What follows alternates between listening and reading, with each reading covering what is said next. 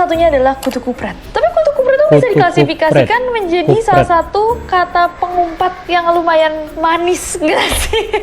Halo guys, welcome back to my YouTube channels. Assalamualaikum dan salam sejahtera ya. Apa kabar kalian anda semuanya? Saya mendoakan agar kalian sentiasa dalam rahmat Allah ya guys. Oke guys, hari ini saya akan mereaksi satu lagi bingkisan, satu lagi reaction berkenaan dengan istilah-istilah bahasa Indonesia ya. Oke guys, sebelum kita melanjutkan perbicaraan atau reaksi kita pada kali ini, seperti biasa guys, jangan lupa like, komen, dan share serta subscribe ya untuk channel Nesi Jogi ya. Oke guys, judul ataupun reaksi kita pada kali ini adalah arti istilah-istilah bahasa Indonesia yang mungkin kalian enggak tahu. Bagaimana perbedaan dan perbezaan juga ya. Mungkin juga bahasa-bahasa ataupun istilah-istilah ini kalian sudah gunakan, kalian sudah eksploitasi berbahasa dalam sehari-harian ya. Daripada kita penasaran, ayo kita sama-sama semak bingkisan ini ya guys, dengan hitungan 1, 2, dan 3 guys. Pitam artinya apa ya? Kita udah punya jawabannya guys.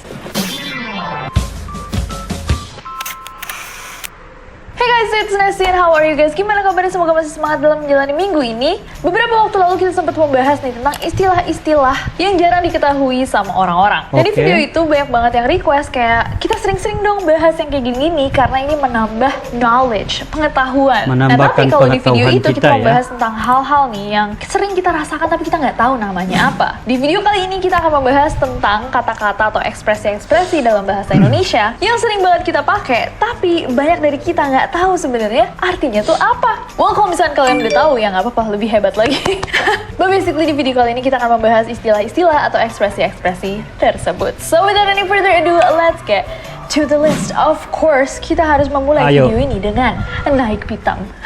Kalau kalian ikutin aku di Twitter, pasti kalian tahu nih tentang drama naik pitam yang waktu itu aku sempat pakai. Basically aku bercanda, aku bilang sesuatu bikin aku naik pitam karena aku tahu gimana cara menggunakan naik pitam, tapi aku nggak tahu sebenarnya pitam itu artinya apa. Apa sih sebenarnya naik pitam itu? Well, naik pitam itu sebenarnya adalah salah satu idiom dalam bahasa Indonesia. Idiom itu apa? Idiom adalah gabungan biasanya dari dua kata yang maknanya tidak bisa diartikan secara harafiah. Nggak bisa diartikan langsung. Kayak naik pitam nih, secara harafiah artinya naik adalah bergerak ke atas, pitam sendiri artinya adalah pusing kepala. Nah, makna dari naik pitam bukanlah bergerak ke atas sampai kalian pusing, melainkan menjadi marah sekali. Jadi sekarang kalau misalkan ada orang yang pakai naik pitam, kalian bisa tanya, emang lo tahu arti naik pitam apa? Pitam artinya apa ya? Kita udah punya jawabannya guys. Next ada segede gaban. Pasti kalian pernah denger kan?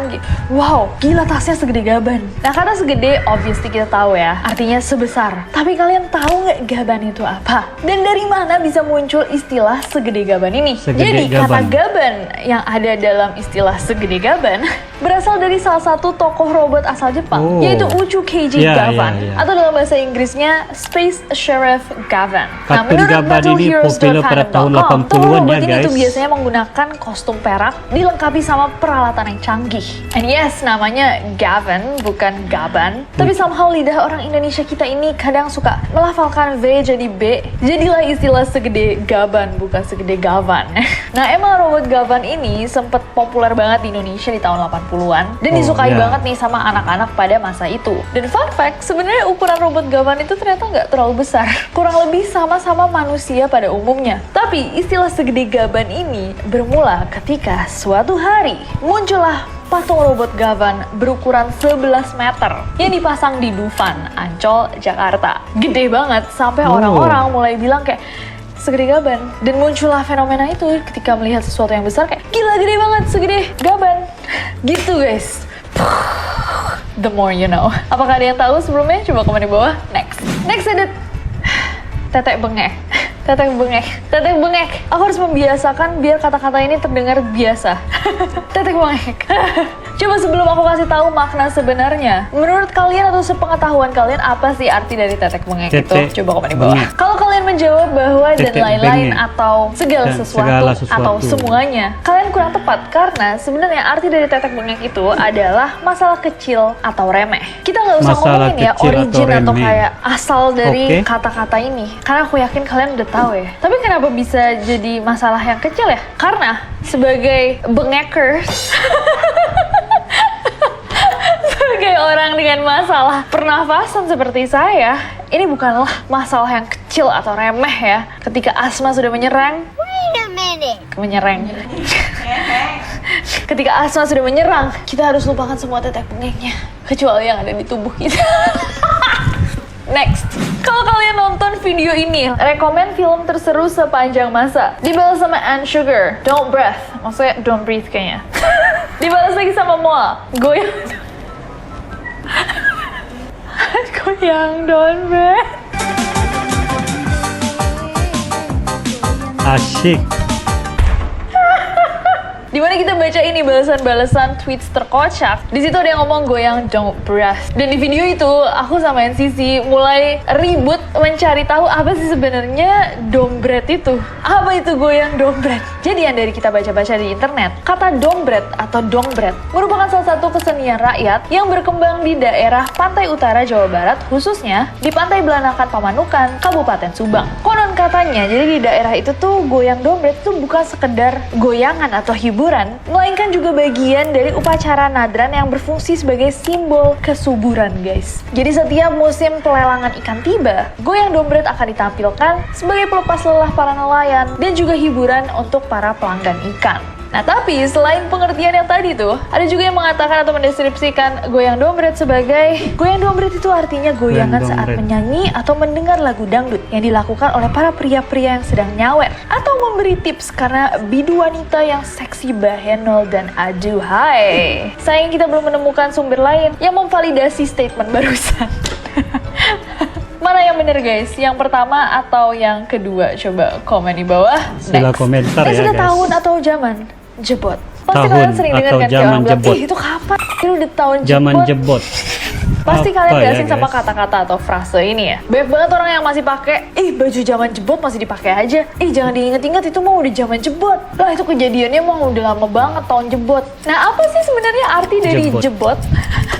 Menurut KBBI, kata jebot itu punya dua makna guys. Menunjukkan waktu dahulu atau istilah untuk barang yang sudah tua, lapuk, uzur. For your information, walaupun kata jebot itu dari KBBI guys, kata jebot ini guys bukanlah kata baku, melainkan termasuk dalam ragam bahasa cakapan atau bahasa gaul yang biasa dipakai sama anak-anak muda nih dalam percakapan sehari-hari ya. Ada Walaupun jawaban lagi yang lebih yang tepat, pakai sila komentar ya sudah guys. bukan anak-anak muda ya.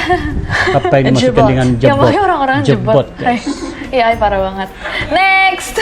Yes, banyak banget cara untuk mengumpat. Mengumpat, bukan ngumpet ya guys ya, untuk ngatain. Misuh. Di Indonesia sendiri kita bisa pakai bahasa macam-macam ya, dari bahasa Indonesia, bahasa daerah, sampai bahasa gaul, bahasa luar juga. Walaupun gak baik nih sering-sering mengumpat ya guys, tapi kadang we just can't help it. Kita harus mengeluarkan ekspresi ketika marah gitu, atau kesel, atau kayak kaget, menggunakan kata-kata kurang baik itu. Salah satunya adalah kutu kupret. Tapi kutu kupret itu bisa diklasifikasikan menjadi salah satu kata pengumpat yang lumayan manis gak sih? Hai kutu kupret, kayak lucu aja gitu, kayak kutu kupret. Kayak kalau kedengar orang ngamuk-ngamuk kayak kutu kupret tuh kayak gemes gitu. Anyways, apa sih arti kutu kupret? Well, menurut artikel yang ditulis oleh Pak Apria W. Alvisa di kumparan.com, kupret adalah singkatan dari kutu kampret. Loh, jadi kutu kupret adalah kutu-kutu kampret. Kampret itu kalau misalnya kalian nggak tahu guys, adalah semacam kayak kelelawar kecil pemakan serangga yang sering makan buah-buahan yang ada di pohon. Jadi kutu kupret itu adalah kutu square kampret, kutunya kutu di kampret. Menarik. Nah, istilah kutu kupret sendiri itu mengacu kepada seseorang atau sesuatu yang annoying banget tapi nggak kelihatan. Oh, selama ini aku menggunakan ini dengan salah. Aku pikir cuma sebatas untuk ngatain orang yang annoying gitu kan. Kutu kupret. Dengarkan kalian semua kutu kupret. Itu contoh guys, contoh. Ternyata orang yang kecil banget tuh karena dia kutunya kutu di kampret. Kalau kalian taunya kutu kupret apa guys? Dan dipakai dengan cara apa? Apakah kalian tahu bahwa dia adalah kutunya kutu di kampret? Coba komen di bawah. Next. Oke guys, dan yang terakhir ada dari Hong Kong. Pasti sering banget kan denger kayak, gue baru beli lipstick nih 12 juta harganya. Hah, 12 juta dari Hong Kong? Dari Hong Kong. Ya kalau kita kan beda ya, lo kan anak orang kaya. Hah, orang kaya dari Hong Kong? Dan sebagainya. Kenapa Hong Kong sih? Kenapa? Jadi, menurut cerita yang beredar guys, ada beberapa versi asal-usul istilah dari Hong Kong. Ini adalah 2 di antaranya. Jadi versi pertama menceritakan bahwa asal-usul istilah dari Hong Kong itu lahir di tahun 70-an di Universitas Indonesia. Katanya ada salah satu mahasiswa UI nih yang sempat memamerkan foto kuburan Cina yang katanya dia potret itu langsung di Hong Kong. Nah, beberapa waktu kemudian diketahui lah bahwa ternyata fotonya dia itu nggak difoto di Hong Kong, melainkan dia ambil di Medan. Nah, sejak saat itu dipakailah dari Hong Kong untuk mengabarkan kejadian yang tidak sebenarnya terjadi untuk nyindir basically orang-orang yang berbohong.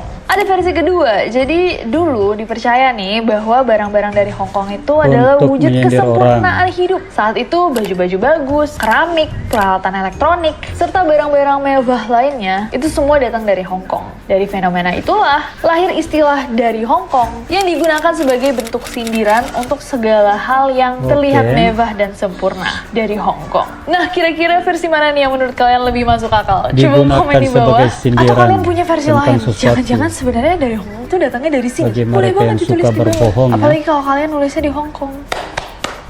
But anyways guys, I hope that you guys enjoy this video. Semoga kita belajar bareng-bareng juga. Akhirnya aku tahu pita artinya apa.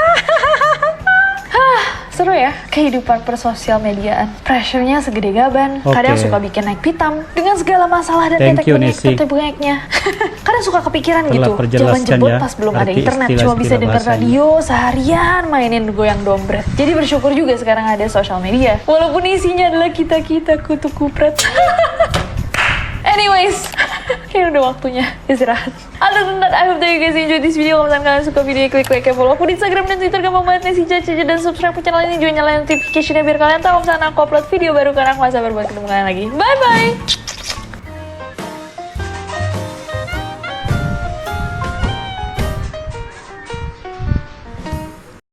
Oke ya guys, demikianlah reaksi kita berkenaan dengan istilah-istilah bahasa Indonesia ya. Mungkin juga di antara kalian sudah mengetahui ya istilah yang dinyatakan oleh Nancy tadi ya. Tapi mungkin juga ada lagi jawaban yang lebih tepat atau ada lagi istilah yang lain daripada itu guys, ataupun ada lagi istilah yang lebih berbeda tapi maksud yang sama ya. Oke guys, jadi sila komentar di ruangan komentar ya untuk kita mendapatkan jawaban yang lebih tepat atau yang lebih sahih ya berkenaan dengan istilah-istilah yang dieksploitasi terutamanya di negara Indonesia ya. Oke guys, jadi apapun saya ucapkan terima kasih kepada kalian yang telah bersama dengan saya menonton dan mengupas sendiri ya istilah-istilah bahasa Indonesia ini. Jadi apapun guys, sebelum kita berpisah seperti biasa like, komen dan share serta subscribe juga ya untuk Ipin Channel. Dan jangan lupa tekan loncengnya ya untuk informasi-informasi dan juga update-update terkini ya guys. Oke guys, sampai di sini saja. Thank you Indonesia, thank you Malaysia. Assalamualaikum, bye bye, jumpa lagi guys.